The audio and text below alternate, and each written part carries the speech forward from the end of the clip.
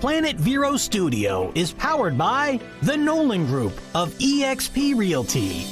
MyNextHomeFinder.com. Hey, what's up, guys? My name is David Yak here. And I'm Susan Keller-Horn. And you're listening to Yak About Today in Film, where you never know where the show will go. So sit back and watch us, or get up, put your headphones on, but listen to what we yak about today.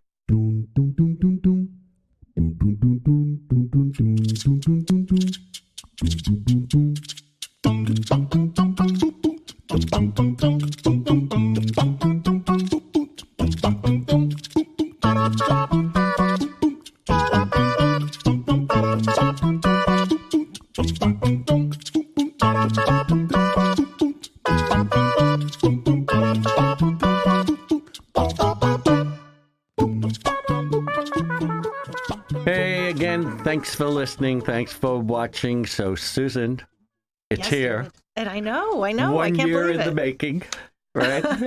It's around the corner, and So for you that are watching on Facebook or any of the social media channels, our box office opens officially today at noon.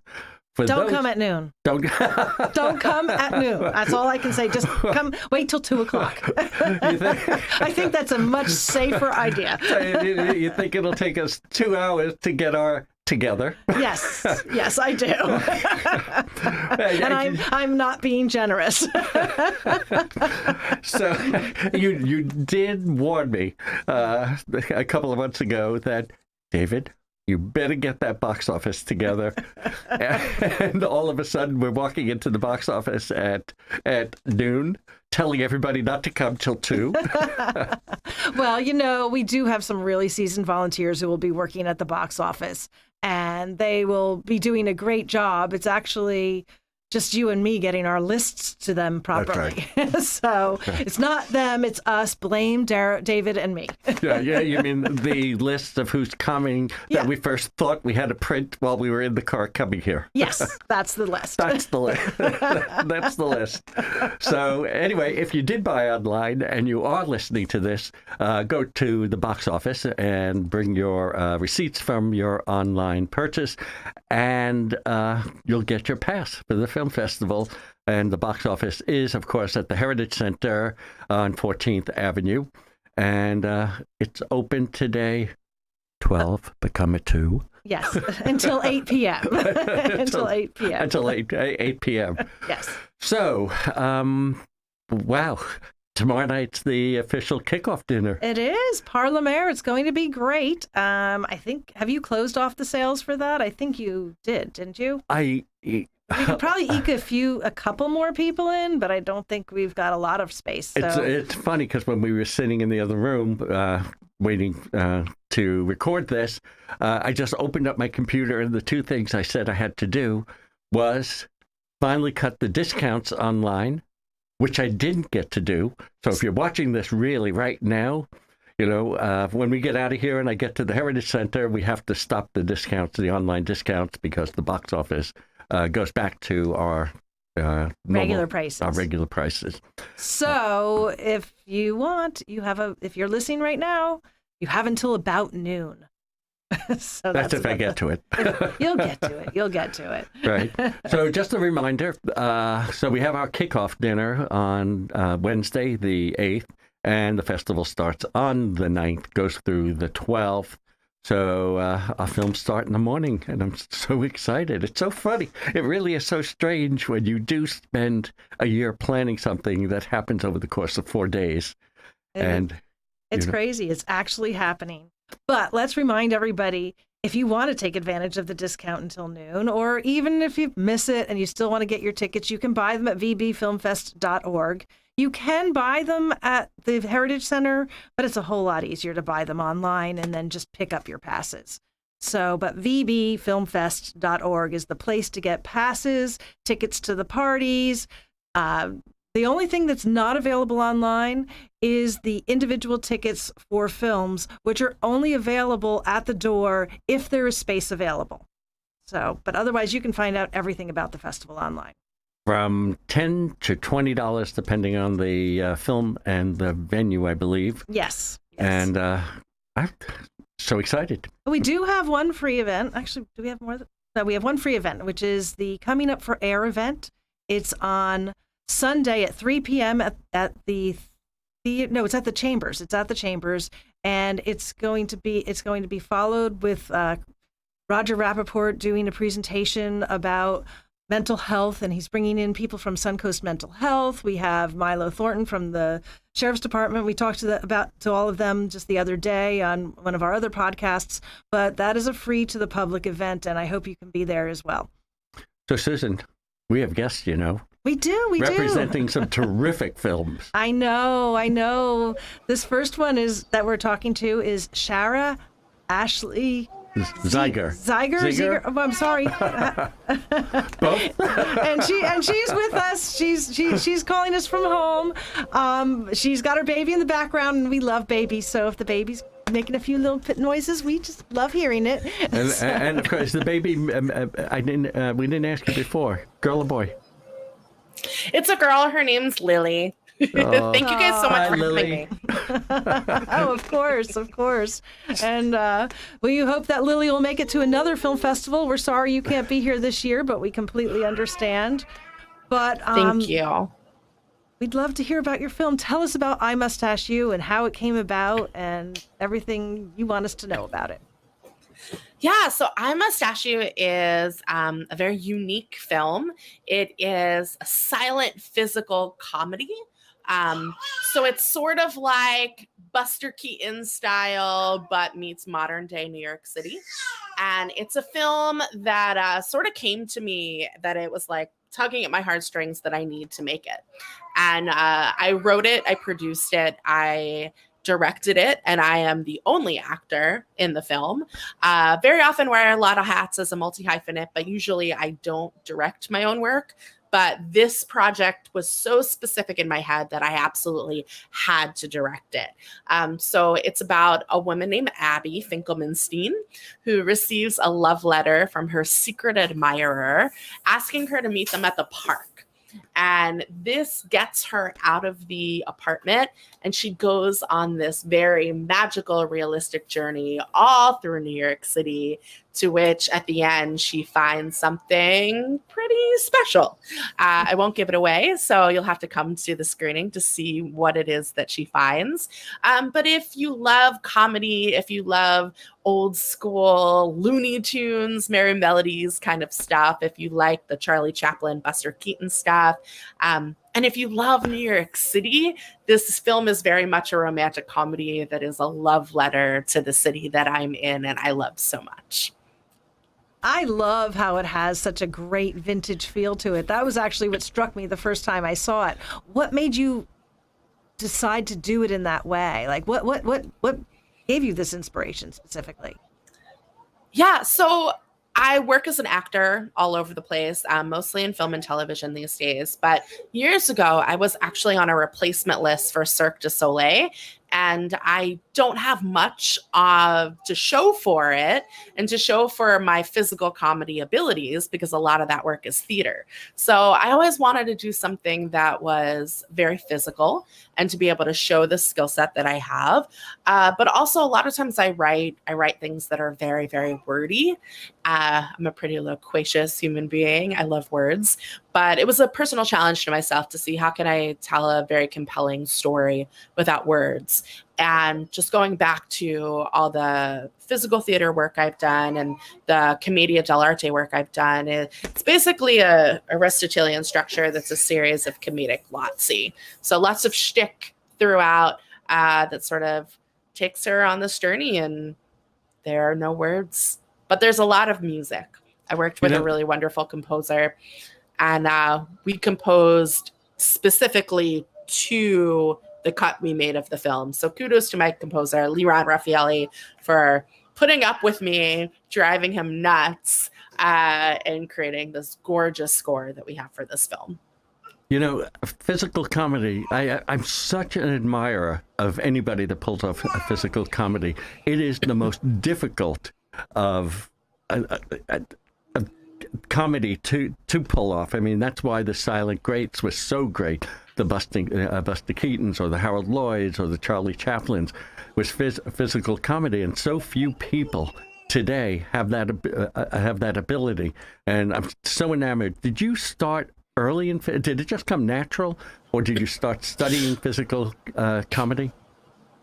So for me, it was sort of an evolution of my craft as an artist. So I was a dance minor in college. I danced my whole life. I did theater from the time I was really young on. In college, I was a dance minor. I did a lot of very physical work. So I was with the National Theater Institute. And then as a company, we went to Russia. And so I studied a lot of like Meyerhold, a lot of like Drosnin work. And then post college, I went all through the improv program at the Upright Citizens Brigade, which is a big comedy pipeline of sorts. Did a lot of stand-up, did a lot of like very comedy theater things, a lot of sketch. But I also studied with a Balinese mask master for a little bit too, privately. And I have a long history of mask and mime and clown work in my work. And it, yeah. And what's we definitely interesting, can see... I guess. Oh, hello, I was just going to say, like, do you hear her in the background? She's like, you're leaving me in my crib far too long. 5 minutes. But anyway, so we can definitely see a lot of that in this film. So thank you. I am, one of the reasons I would have loved to have had you here was that we're going to be showing a Harold Lloyd film, Safety First, and his granddaughter's going to be here presenting it. And you would have loved that. So I'm sorry that you're not able to be here. So that would have been incredible. Yeah, and just as a plus size performer, people don't like to think of people that look like me as people that do physical comedy. And so it's fun to be the face of, that diversity in film. Well, we think you're beautiful. We love your film, and thank you so much for being with us today. We do need to talk about our sponsors, though. So thank you for joining us, Thanks Shara. for having me. Appreciate it. Take care. Thanks so much, Shara. Sorry you're not going to be here. Bye. Bye. Anyway, before we go to break, I just want to thank New Vision Eye Center for sponsoring Yak About Today for the last 8.5 years. As you know, we don't take on sponsors unless we really believe in them, and I wouldn't trust my eyes to anyone else. So go to New Vision Eye Center, and we'll see you after the break.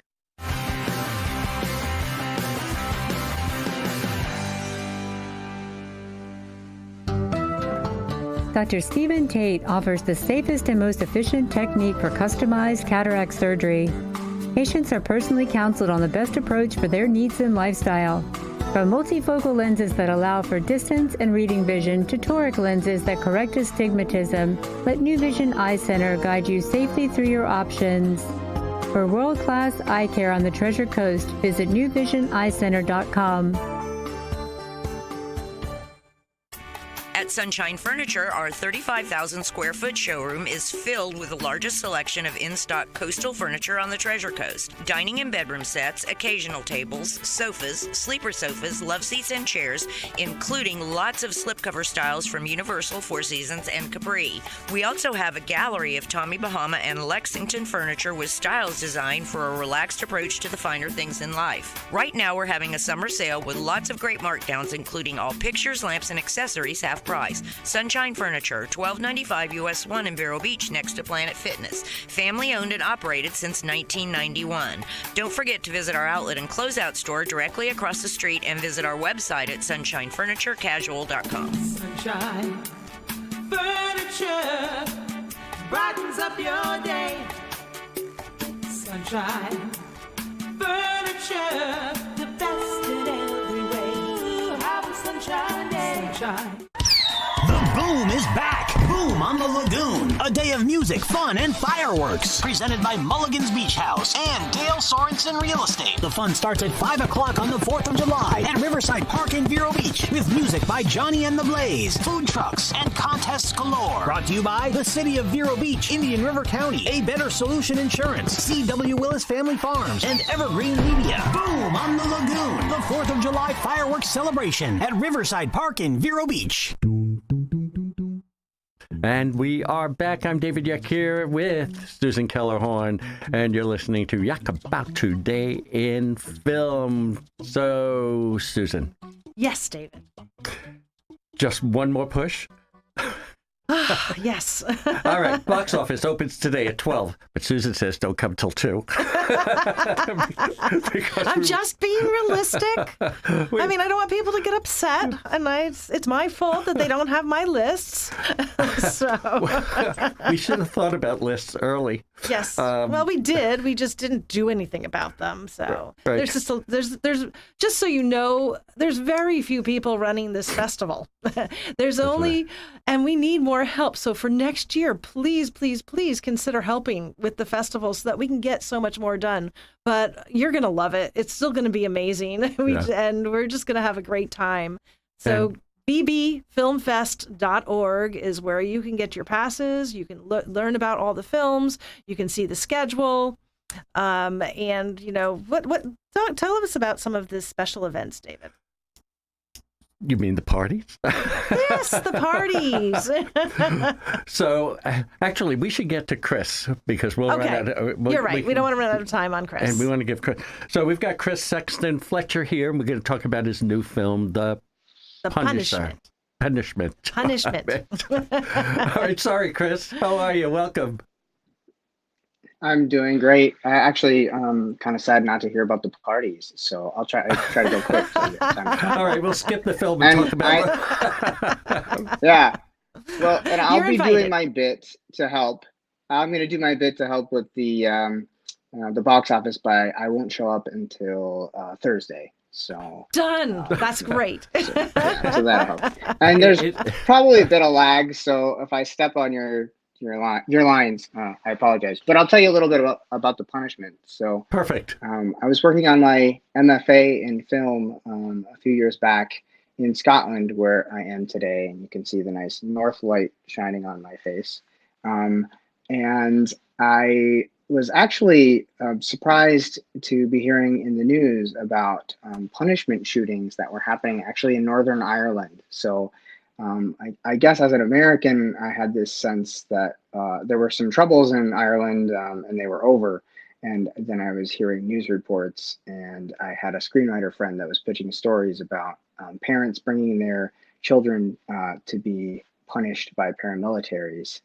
And I just thought there was quite the tension in somebody having to bring their child to be punished by somebody who is outside the law and then bringing them to the hospital because that was the only kind of law that they trusted was these paramilitary groups. So I was in Scotland, and I just thought I can't really do anything in Northern Ireland, but I'm really interested in this idea of somebody that's basically forced to make this terrible choice because of kind of what they believe about the world. And so I wound up making the story of The Punishment, which is about Michael.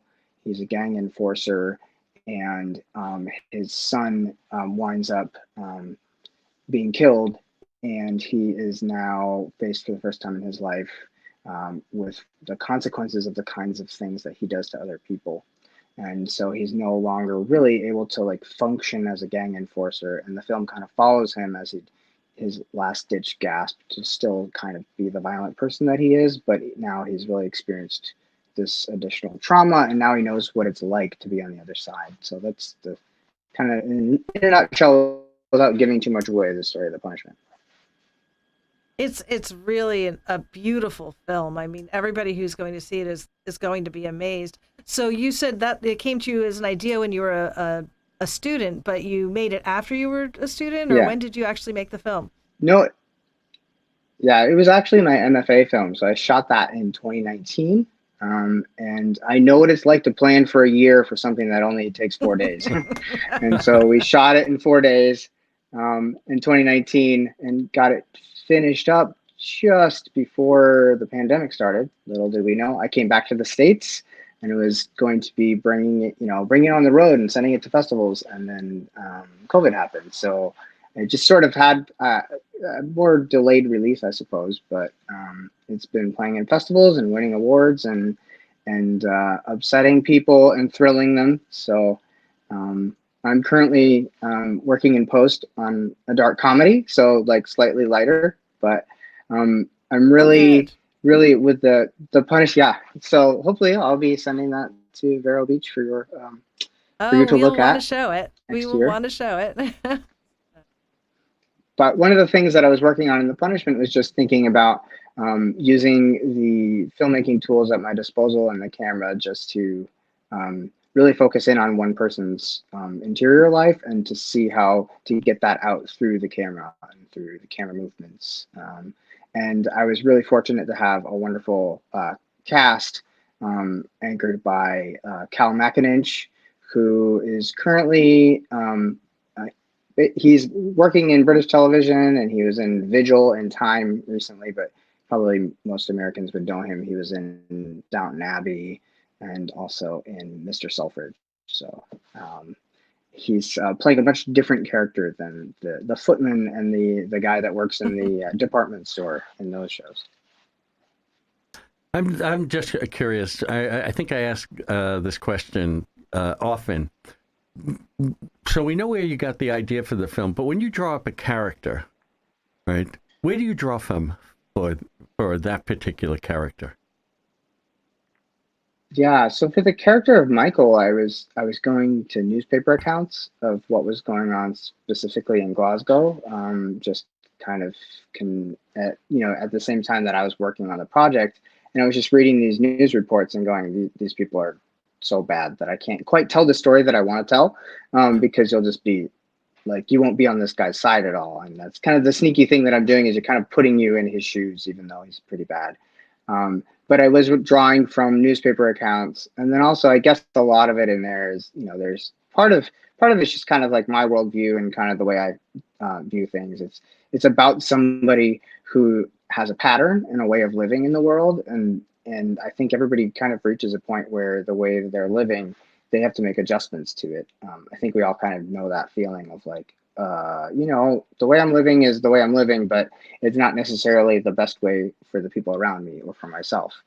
So it's kind of an extreme version of that, as somebody who's in a pattern, who's got to break out of it, or is faced with a choice: continue living the way he's been living, or find a new way of being a person, basically.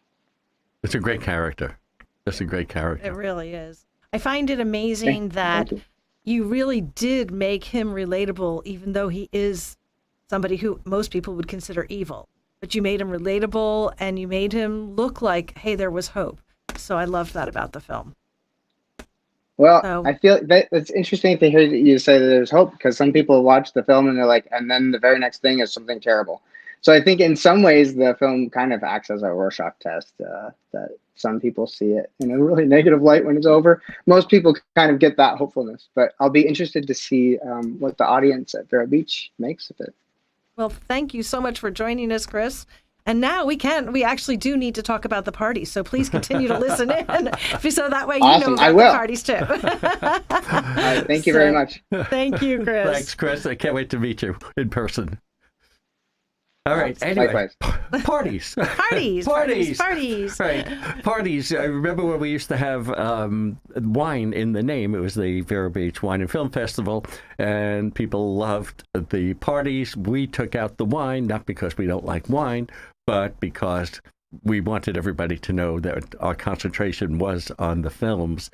But so we already did the kickoff dinner on now we have Thursday. Thursday we have the opening night party. It's going to be a lot of fun. It's going to be following the Vero Visions films, which is all our local filmmakers. You're going to know most of the people who are in that screening, and they're going to be there to talk about their films. And I think we might continue talking about them a little bit more at the Heritage Center, because that party will start at 8:00 at the Heritage Center.